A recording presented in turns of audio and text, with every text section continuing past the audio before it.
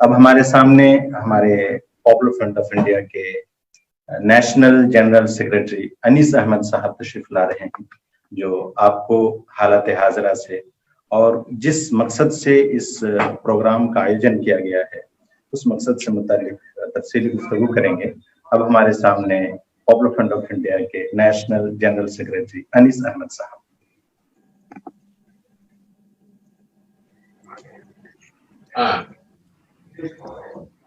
अस्सलाम वालेकुम। सबसे पहले हमारे एसडीपीआई के जो बिहार स्टेट के ऑर्गेनाइजर्स हैं जिन्होंने ये कॉन्फ्रेंस मुनक्किद किया है, उनको मैं मुबारकबाद देता हूँ कि आप लोगों ने इस एक टॉपिक पर एक कॉन्फ्रेंस अरेंज किया। और जो मैं आज के आप लोगों के सामने चंद चीजें रखना चाहता हूँ ये है कि ये जो टॉपिक है अल्टरनेट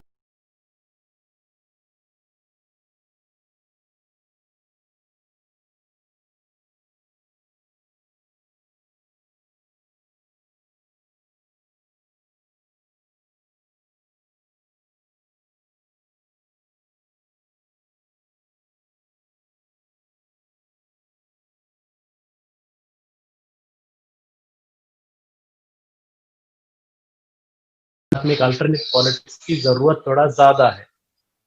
उसमें नंबर 1 हम यहाँ पर देख रहे हैं ऐसा एक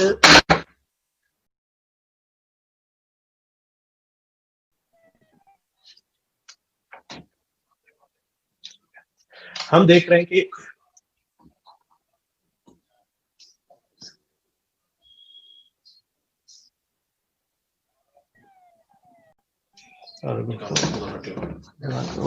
तो आप लोग हटो वहां से, प्रॉब्लम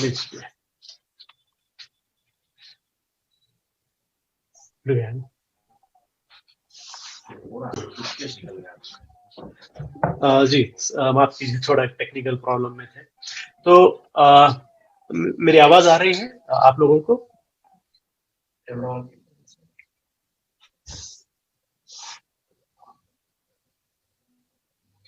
आवाज आ रही है मेरी? जी ओके। तो मैं आपके सामने जो है यही बात डिस्कस करना चाहता था कि अल्टरनेट पॉलिटिक्स की हमें जरूरत क्यों है। तो ये सिर्फ एक इंडिया बिहार एक स्टेट का एक मामला नहीं है, लेकिन पूरे इंडिया में हम देखते हैं, पूरे इंडिया में हमें इस तरीके के एक अल्टरनेट पॉलिटिक्स की जरूरत आज के सिचुएशन में थोड़ा ज्यादा है। 2014 से हम देखते हैं इंडिया में एक बहुत बड़ा एक सिचुएशनल चेंजेस इंडिया के अंदर हो रहा है। उसमें नंबर 1 जो पॉइंट है कि एक जो फिस्ताई है जिसको हम फैसिज्म कह रहे हैं, इसका एक अलग तरीके का उरूज जो है इंडिया में आज हो रहा है।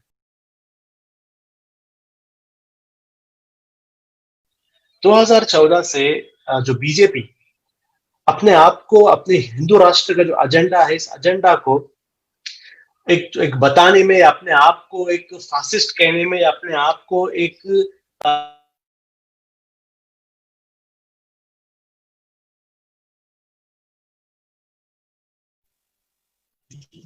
अभी वो डर उनके अंदर नहीं है। अभी जो है खुलेआम उनका जो एजेंडा है वो एजेंडा वो लोगों के सामने रख रहे हैं, यानी वो एंटी कॉन्स्टिट्यूशन है। हम कॉन्स्टिट्यूशन को बर्बाद करने के लिए आए हैं, हमें इस कॉन्स्टिट्यूशन से कुछ भी लेना देना नहीं है। हम इंडिया के अंदर डेमोक्रेसी को पूरी तरीके से बर्बाद करेंगे। ये जो बीजेपी का और आरएसएस का एजेंडा है, जिस चीज को छुपाने की वो लोग कोशिश कर रहे थे, अभी उस चीज को छुपाने के लिए भी उन्हें कोई फिक्र नहीं है। खुलेआम उस चीज को वो लोग करते जा रहे हैं। ये हालात में आज हम लोग आकर पहुंचे हैं। आज हमारे मुल्क में के ये जो फैसिस्ट एजेंडा है वो छुपाने की भी उनको जरूरत नहीं है। खुलेआम कह रहे हैं कि हाँ भाई हम फैसिस्ट हैं। ये गवर्नमेंट के बड़े बड़े लीडर्स जो हैं खुलेआम कह रहे हैं कि हम कॉन्स्टिट्यूशन को बदलेंगे, हम इंडिया का जो नेचर है, सेक्युलर नेचर है, सेक्युलर नेचर को हम लोग बदलेंगे। तो ये चीज हम मुल्क के अंदर हम लोग देख रहे हैं। ऐसा एक माहौल आ गया है, एक सिस्टम, एक फैसिस्ट सिस्टम क्या है वो आज मुल्क के अंदर हम लोग देख रहे हैं। दूसरा चीज जो है, आप लोग जानते थे आरएसएस जो है अपने जमाने से कह रहा था कि हम इंडिया को हिंदू राष्ट्र बनाएंगे। असल में हिंदुत्ववादी राष्ट्र बनाना चाहते हैं, क्योंकि बहुत सारे लोग इस चीज को समझना है कि ये इनका जो हिंदुत्व है उसको हिंदू धर्म से कोई लेना देना नहीं है, कहीं भी नहीं है। इनका हिंदुत्व का हिंदू धर्म से कुछ भी लेना देना नहीं है, बस हिंदू धर्म को इस्तेमाल कर रहे हैं। तो एक मनुवादी राष्ट्र जो यहाँ पर बनाना चाहते हैं, जिसमें पूरी की पूरी ताकत चंद लोगों के पास रहे, वैसा एक जो सिस्टम ये बनाना चाहते हैं, वो सिस्टम बहुत सारे स्टेट्स में ऑलरेडी बन गया है। आप यूपी में ले लीजिए, यूपी में CA/NRC के नाम पर क्या हुआ। देखिए, गवर्नमेंट जब एक पॉलिसी लेके आती है, उस पॉलिसी को अपोज करना क्राइम नहीं है, कोई भी अपोज कर सकता है उस पॉलिसी को। तो जब लेकिन वहां पर लोगों ने ऐसा एक पॉलिसी को अपोज किया, हम जानते हैं वहां पर क्या किया गया। वहां पर रात रात को लोगों के घरों में घुसकर लोगों के घरों को तोड़ा गया, लोगों के घरों को पुलिस ने आकर अटैक किया, मस्जिदों पर अटैक किया, व्हीकल्स को जलाए, पुलिस ने किया है सारी चीजें। और उसके बाद जिन लोगों पर हमला हुआ, जिन पर अटैक हुआ, उन्हीं लोगों को अरेस्ट कर अब उन लोगों पर ही प्रॉपर्टी अटैचमेंट का केस डाला जा रहा है कि उनके प्रॉपर्टी को हम लोग नीलाम करेंगे। अब दिल्ली के अंदर ले लीजिए, दंगे शुरू, RSS ने वेल प्लान्ड किए, दूसरे स्टेट से लोगों को बुलाकर मुसलमानों का कत्ल हुआ, उनके घर जलाए गए। और एंड में जो रिपोर्ट आ रहा है, पुलिस के चार्जशीट आ रहे हैं, पूरे चार्जशीट में कॉन्स्पिरेटर मुसलमानों को ही बनाया जा रहा है। यानी जुल्म भी आप पर होने वाला है और इल्जाम भी आप पर लगेगा। ये ट्रेंड है।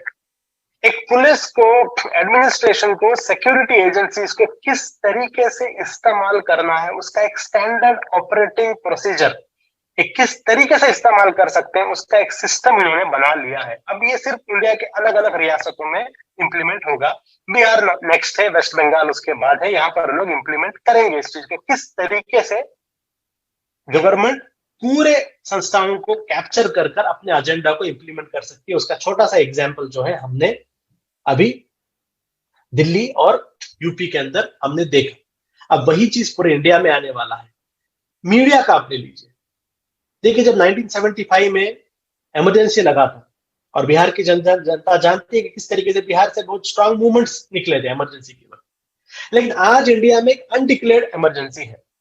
लेकिन 1975 में जब इमरजेंसी था, मीडिया जो थी या मीडिया में काम करने वाले जो लोग थे, उन्होंने गवर्नमेंट को क्रिटिसाइज करने की जिम्मेदारी ली थी। दूरदर्शन, ऑल इंडिया रेडियो छोड़ दीजिए, वो गवर्नमेंट का माउथपीस था। लेकिन उसके अलावा जितने भी बड़े बड़े जर्नलिस्ट थे, अगर उनको इंडिया में कुछ हक नहीं था, तो इंडिया के बाहर के बड़े बड़े न्यूज़पेपर्स में वो लोग लिखते थे इस गवर्नमेंट की जो जुल्म हो रही थी, यहाँ पर जो उस वक्त की कांग्रेस गवर्नमेंट जो जुल्म कर रही थी इमरजेंसी को लेकर, उसको एक्सपोज करते थे। और मीडिया का जबरदस्त एक अपोजिशन था गवर्नमेंट को। लेकिन आज हम देखते हैं बीजेपी गवर्नमेंट की सबसे बड़ी कामयाबी यह है कि उन्होंने मीडिया को अपना पालतू बना दिया है। मीडिया वही दिखाएगी जो गवर्नमेंट चाहती है। अब सिंपल एग्जांपल आज ले लीजिए, बिहार का एग्जांपल आप ले लीजिए। बिहार में कोविड की सिचुएशन बहुत खराब है, बहुत ही खराब है कोविड की सिचुएशन। कोविड ने असल में क्या किया है, बिहार में ये नीतीश कुमार सरकार ने पिछले 10 साल और उससे पहले उन्होंने जो मिसमैनेजमेंट किया है, हेल्थ सेक्टर को, जो स्वास्थ्य सेक्टर है उसको जो उन्होंने कंप्लीटली इग्नोर किया है, उसके लिए कुछ भी नहीं किया है, वो चीज को कोविड ने सिर्फ एक्सपोज किया। अगर ये लोग कह रहे हैं ना कोविड के वजह से मौतें हो रही, कोविड के वजह से मौत नहीं हो रही है, मौत इसलिए हो रही है क्योंकि आपने हेल्थ केयर के ऊपर जो काम करना चाहिए था, अस्पताल के लिए जो करना चाहिए था, इलाज के लिए जो करना चाहिए था, जो एक इंफ्रास्ट्रक्चर बनाना चाहिए था 10-15 सालों से, आपने नहीं बनाया। कोविड ने सिर्फ आपको एक्सपोज किया है। तो कोविड को इल्जाम मत लगाइए, इल्जाम आप पर है। ये इशू है बिहार में। आप फ्लड में ले लीजिए, हर साल फ्लड होता है, हर साल लोगों की जान जाती है, हर साल लोग एक जगह से दूसरे जगह जाते हैं। जो बिहार के बाहर के लोग या बिहार के ऐसे शहर के लोग जो मेरी बात सुन रहे हैं, जिनको फ्लड का प्रॉब्लम समझ में नहीं,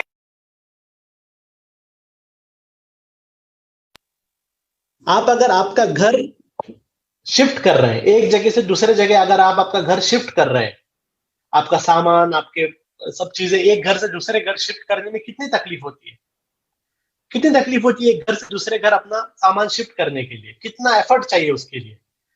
और ये जो आप लोग हैं 10 साल में, 5 साल में एक बार करते होंगे। लेकिन सोचिए बिहार के लोगों को पिछले कई सालों से हर साल ये करना पड़ रहा है, और हर फ्लड के दौरान हर महीने ये करना पड़ रहा है कि एक घर से दूसरे, एक कैंप से दूसरे अपने सामान, बीवी, बच्चों को लेकर जाना पड़ रहा है।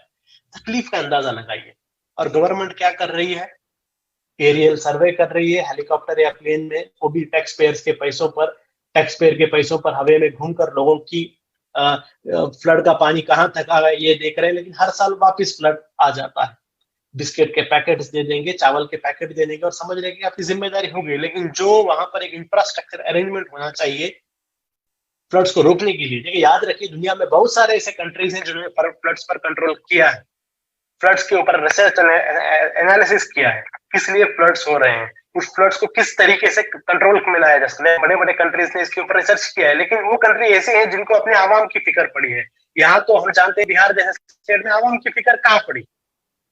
तो मेरा कहना यह था कि बिहार में फ्लड कोविड का इतना बड़ा इशू चल रहा है, पूरी इंडिया की मीडिया क्या डिस्कस कर रही है? वो डिस्कस कर रहे हैं सुशांत सिंह राजपूत के, और उसमें भी बेशरम ये कह रहे हैं कि वो बिहारी है, इसलिए हम लोग उसके लिए लड़ रहे हैं। और ये कंप्लीट इशू जो है, इसको एक बिहार वर्सेस महाराष्ट्र इशू बनाने की बात है। ये सुशांत सिंह राजपूत के लिए कोई हमदर्दी नहीं है। अगर हमदर्दी होता तो अगर एक शख्स मर गया है, उसकी मौत हो गई, मौत के बाद उसके पर्सनल चीजों को दुनिया के सामने इस तरीके से उछालना, उसके पर्सनल लाइफ को, ये क्या मोहब्बत में करते हैं? ये मोहब्बत में नहीं कर रहे हैं, ये कंप्लीट एक बिहार इलेक्शन के लिए उन्हें एक एजेंडा चाहिए। पता है कि ये बीजेपी एनडीए की सरकार जो है, जिसमें नीतीश कुमार लीड ले रहे हैं, ये कंप्लीट तरीके से मुद्दों में फेल हो गई है, डेवलपमेंट में फेल हो गई है, कोविड को सॉल्व करने में फेल हो गई है, रेगुलर फ्लड सिचुएशन में फेल हो गई है, हर चीज में फेल हो गई है। अब लोगों का अटेंशन डाइवर्ट करना है, तो किस चीज में डाइवर्ट करें? एक सुसाइड केस जो हुआ है, उस सुसाइड केस को लेकर बिहारी अस्मिता, यानी बिहार के लोगों का सारा प्रॉब्लम एक ही है कि सुशांत सिंह राजपूत को जस्टिस देना, कि बिहार के लोगों को दूसरा कोई प्रॉब्लम नहीं है क्या? वो फ्लड में जो बेटा हुआ है, खाने के लिए खाना नहीं है, उसको भी अपने खाने के बारे में पड़ी है, या उसको किसी मुंबई में एक फिल्म एक्टर के बारे में इंसाफ के लिए पड़ी है? ये आप समझ लीजिए, एक नैरेटिव बिल्डिंग है। ये आज इंडिया की हालत है। पूरी तरीके से गवर्नमेंट डिसाइड करती है लोग क्या सुनेंगे, लोग क्या डिस्कस करेंगे, लोगों को क्या इंफॉर्मेशन दिया जाएगा। ये डिसाइड कौन करेंगे? ये डिसाइड गवर्नमेंट करती है, इंडिपेंडेंट नैरेटिव नहीं है। ऐसा एक माहौल आ गया है। दूसरा हम देखते हैं, इस गवर्नमेंट की इस एग्रेसिव हिंदुत्व को चैलेंज करने की जरूरत होनी चाहिए थी। को किस पर जिम्मेदारी थी चैलेंज करने के लिए? चैलेंज करने की जिम्मेदारी होनी चाहिए थी अपोजिशन पार्टीज पर, नेशनल लेवल के बड़े बड़े अपोजिशन पार्टीज पर। लेकिन जितने भी बड़े बड़े अपोजिशन पार्टीज हैं, इनके बीच में कंपटीशन आ गया है। वो कंपटीशन ये है कि बीजेपी से बड़े हिंदुत्ववादी हम हैं। अब भूमि पूजन का एग्जाम्पल आप लोग ले लीजिए। ये भूमि पूजन के एग्जाम्पल में, जब भूमि पूजन के लिए प्राइम मिनिस्टर वहां पर जाते हैं, तब कांग्रेस पार्टी प्राइम मिनिस्टर जाते हैं, इसका उनको प्रॉब्लम नहीं है। उनको प्रॉब्लम यह है कि प्राइम मिनिस्टर उसका क्रेडिट नहीं लेना है, क्योंकि मंदिर का काम तो हमने किया है, मंदिर का चाबी ताला तो हमने खोला है, मंदिर का जो शिलान्यास तो हमारे टाइम पर हुआ था, मंदिर डिमोलिश हमारे समय पे हुई थी, और हमने इस बात का ख्याल रखा कि मंदिर के जो डिमोलिश मस्जिद है, उस मस्जिद डिमोलिश के बाद वापस मस्जिद ना बनाया जाए। इसका हमने 10 साल हमारी हुकूमत थी, हमने उस पर पूरा कायम रही कि हमारे यूपीए के कांग्रेस के 10 साल की हुकूमत में हमने मस्जिद बनाने की कोई पहल नहीं की, और 10 साल के अंदर ये जजमेंट भी आने नहीं दिया हमने। तो ये जितने भी पॉलिटिकल अपोजिशन पार्टीज हैं, ये आपस में किस चीज को लेकर कंपीट कर रहे हैं? हिंदू वोट्स के लिए कंपीट कर रहे हैं, दिखाने के लिए कि हम उनसे ज्यादा हिंदुत्ववादी हैं। एक एनडीए की जो रिपोर्ट आई थी, जिस रिपोर्ट में उन्होंने कहा था कि कांग्रेस को हिंदू वोट्स लेने की जरूरत है, इस चीज को इतना इन्होंने सीरियसली ले लिया है। ये सेक्युलर पार्टीज जो अपने आप को सेक्युलर कहते हैं, इन्होंने इतना सीरियसली ले लिया है कि एक सॉफ्ट हिंदुत्व ये लोग ओपनली कर रहे हैं। और अब पहले तो छुप छुप के कर रहे थे, अब हम भूमि पूजन में देखते हैं कि मध्य प्रदेश में कमलनाथ की सरकार थी, वो लोग तो मिठाई बांट रहे थे, बैंड बाजा बजा रहे थे अपने स्टेट कांग्रेस ऑफिस के अंदर। कांग्रेस के बड़े बड़े लीडर बधाई दे रहे थे, इवन प्रियंका गांधी भी बधाई दे रहे थे। लेकिन कोई भी ये नहीं कह रहा है कि 92 को दिन दहाड़े वहां पर एक मस्जिद को शहीद किया गया। वहां मंदिर थी ना थी वो एक अलग चीज है, वो पुरानी बातें हैं, लेकिन एक मस्जिद थी, सबने देखा ना सबने मस्जिद थी वहां पर।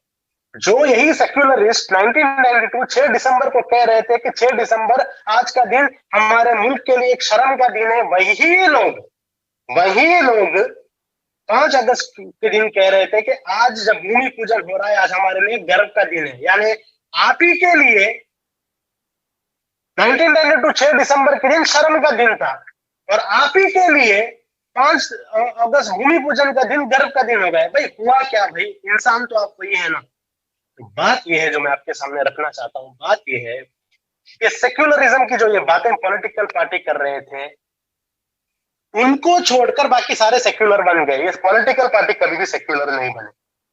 ये सेक्युलरिज्म जो है ये अच्छे अल्फाज है, स्पेशली मुसलमानों और दलितों को और ओबीसी को बेवकूफ बनाने के लिए एक बेहतरीन डायलॉग है सेक्युलरिज्म। सेक्युलरिज्म पर आज तक कोई भी चला नहीं है। अगर चलता, मिसाल लीजिए कर्नाटक का।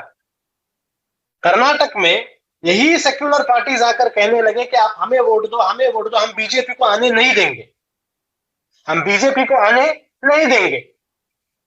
और दलित, मुस्लिम्स, ओबीसी ने इनका भरोसा किया कि भाई हम आपको वोट देंगे ताकि बीजेपी पावर में ना आए, और ये सारे बहुजन ने इन सेक्युलर पार्टी को वोट दिया। फिर हुआ क्या, आज कर्नाटक में सरकार किसकी है? कांग्रेस की नहीं है, आज सरकार बीजेपी की है। बीजेपी की सरकार किसने बनाई? आवाम ने तो नहीं बनाई भाई, आवाम ने तो कांग्रेस की सरकार बनाई थी। तो बीजेपी की सरकार किसने बनाई? कर्नाटक में बीजेपी की सरकार कर्नाटक की जनता ने नहीं बनाई, कर्नाटक में बीजेपी की सरकार कांग्रेस ने बनाई।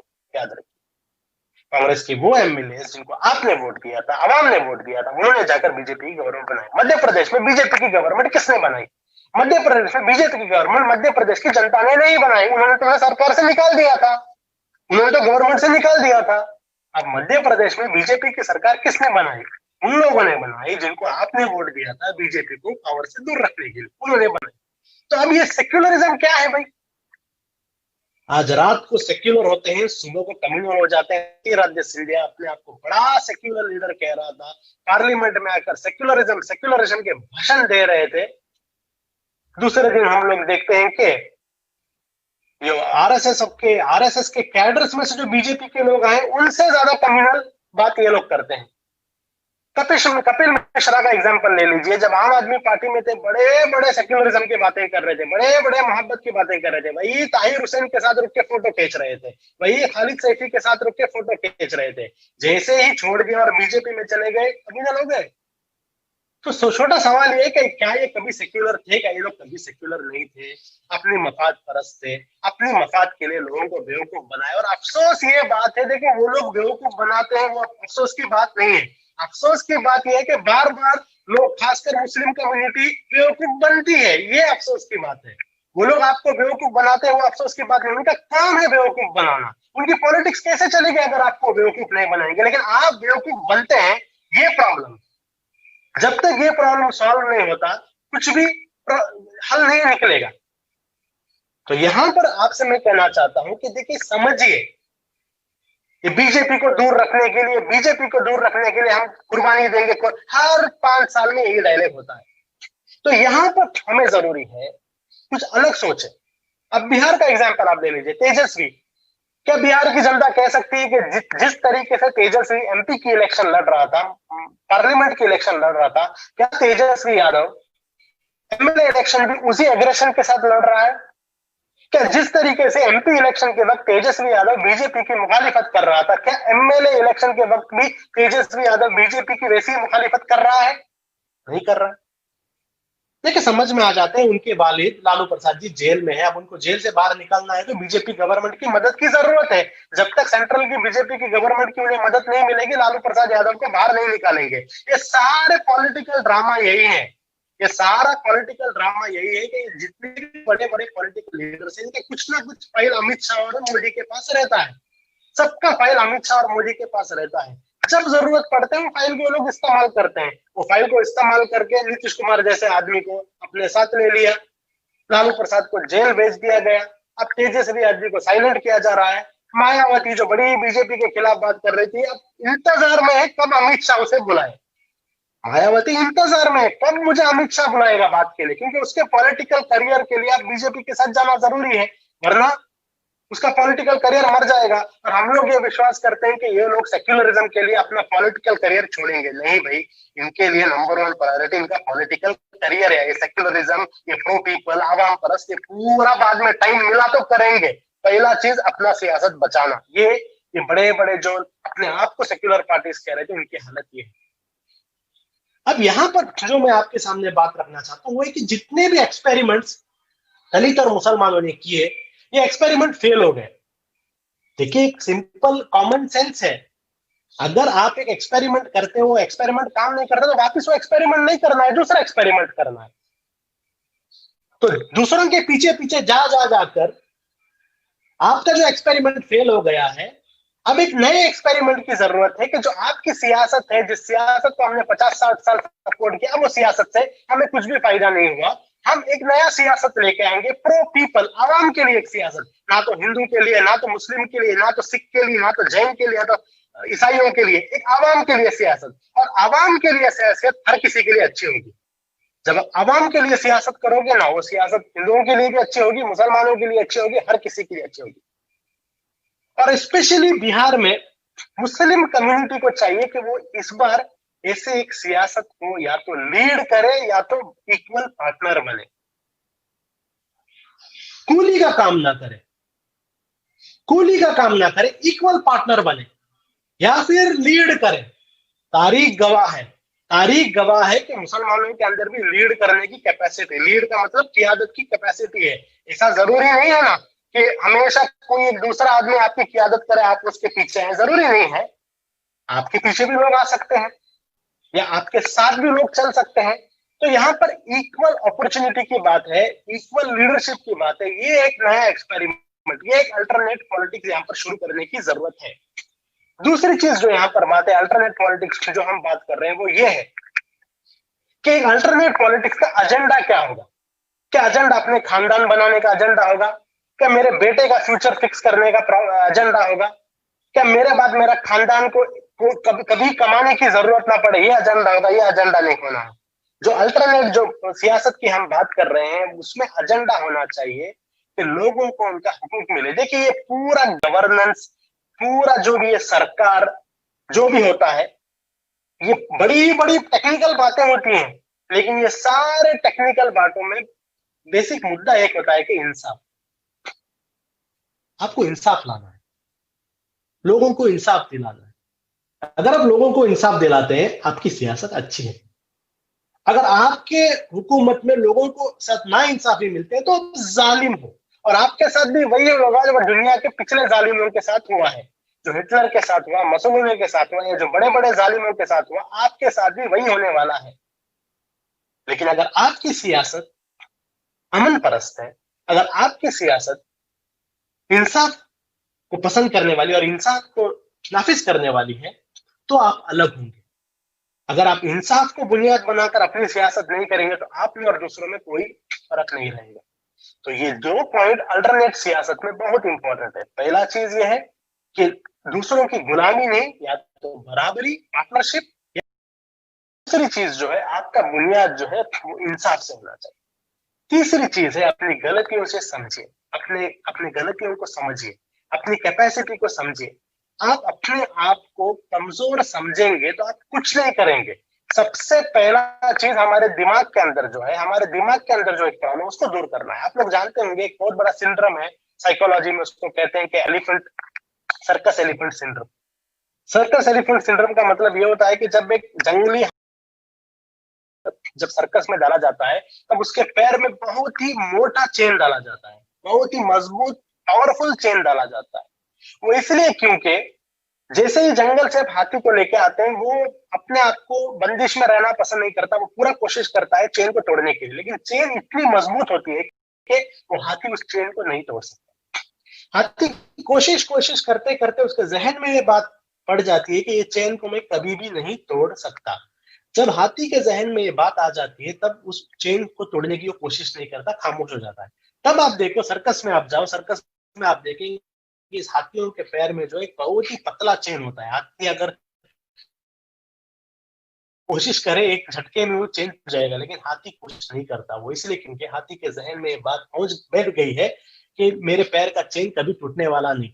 वो कोशिश भी नहीं करता क्योंकि उसके पैर में बहुत मोटा चेन था, लेकिन अब पतला चेन है फिर भी वो कोशिश नहीं करता। ये साइकोलॉजी है। इंडिया में खासकर मुस्लिम दलितों के जहन के अंदर भी यही साइकोलॉजी डाला गया है कि आपसे कुछ भी होने कोशिश को आपसे होने वाला नहीं है। आपकी सियासत की बात नहीं कर सकते, आप कभी किसी को लीड नहीं कर सकते, आपको गुलामी बनना है, आपको दूसरों के पीछे ही जाना है। ये जो एक जहन में हमारी एक गुलामी डाली गई है, जब तक आप इस गुलामी से आजाद नहीं होते, अल्टरनेट सियासत नहीं आएगी। तो ये 3 पॉइंट्स हमें बहुत जरूरी है कि हमें हमारी जहनी गुलामियत से निकलना है, लीड करने की बात करना है और इंसाफ की बुनियाद पर एक सियासत को लाना है। ये बातें आपके सामने मुझे रखनी थी। मेरा नजरिया अल्टरनेट सियासत के मुताबिक ये है। बिहार के अवाम को मैं इस इलेक्शन के जरिए कहना चाहता हूँ कि अल्टरनेट सियासत का साथ दें। एसडीपीआई जैसे पार्टी या उसके साथ जो अलग अलग पार्टीज जो आवाम के लिए काम कर रहे हैं, ऐसे पार्टीज का साथ दें, एक अल्टरनेट चीज शुरू करें। कामयाबी मिले या ना मिले वो अलग चीज है, लेकिन देखिए जैसे ही आप एक अल्टरनेट सियासत को प्रमोट करते हैं वो कामयाबी है। वो अल्टरनेट सियासत कामयाब हो, उसमें आपको सीट मिले ना मिले वो दूर की बात है, लेकिन जैसे ही आप एक अल्टरनेट सियासत को ये एग्जिस्टिंग सियासत के सामने लाके खड़ा करते हैं, ये बहुत बड़ी कामयाबी है। इसका अगर फायदा हमें नहीं मिला तो आने वाले नस्ल को तो इंशाल्लाह जरूर मिलेगा। बस इतनी बातें आपके सामने रखता हूँ। जो मुझे वक्त दिया गया उसके लिए मैं शुक्रिया अदा करना चाहता हूँ ऑर्गेनाइजर्स का, और मुबारकबाद देता हूँ कि ऐसे एक टॉपिक पर आप लोगों ने प्रोग्राम किया। और अपनी दिल से मैं उम्मीद करता हूं कि आने वाले बिहार इलेक्शन में एसडीपीआई और दूसरे पार्टियां जो उनके साथ हैं, ये लोग एक अल्टरनेट सियासत को इंशाल्लाह बिहार में और मुल्क में कायम करेंगी। शुक्रिया।